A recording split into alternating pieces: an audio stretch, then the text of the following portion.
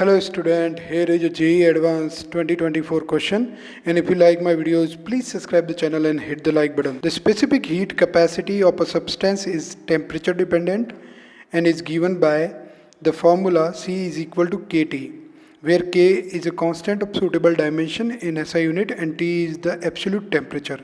If the heat required to raise the temperature 1 kg of the substance from minus 73 degrees Celsius to 27 degrees Celsius is Nk, we have to find the value of N.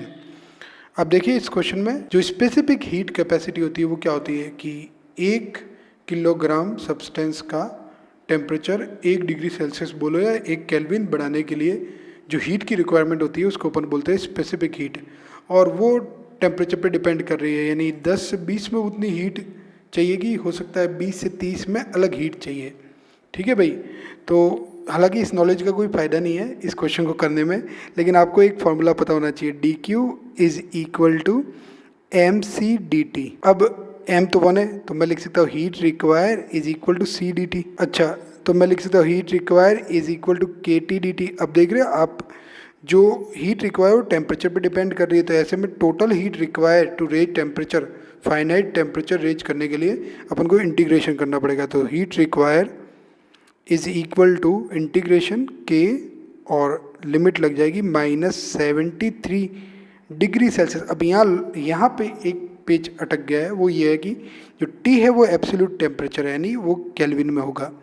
अगर वो kelvin में होगा तो अपन को temperature को degree Celsius के kelvin में convert करना पड़ेगा। तो इनिशियल टेम्परेचर अपन को -73 डिग्री सेल्सियस दे रखा है, उसको अपन केल्विन में चेंज करते हैं, तो अपने पास आ जाएगा -73 प्लस 273, तो वो हो जाएगा 200 केल्विन। और ऐसे ही जो फाइनल टेम्परेचर डिग्री सेल्सियस में है वो है 27 डिग्री सेल्सियस, तो उसको अगर आप चेंज करेंगे केल्विन में तो आपके पास आ जाएगा 27 plus 273 that is 300 kelvin. Kelvin में चेंज हो गया। अब आप लिमिट लगाएंगे टी डी टी, तो लोअर लिमिट हो जाएगी 200 और अपर लिमिट हो जाएगी 300। तो अब हमारे पास आ जाएगा k और t का इंटीग्रेशन t के रेस्पेक्ट में हो जाएगा t²/2, तो अपर लिमिट हो जाएगी 300 और लोअर लिमिट हो जाएगी 200।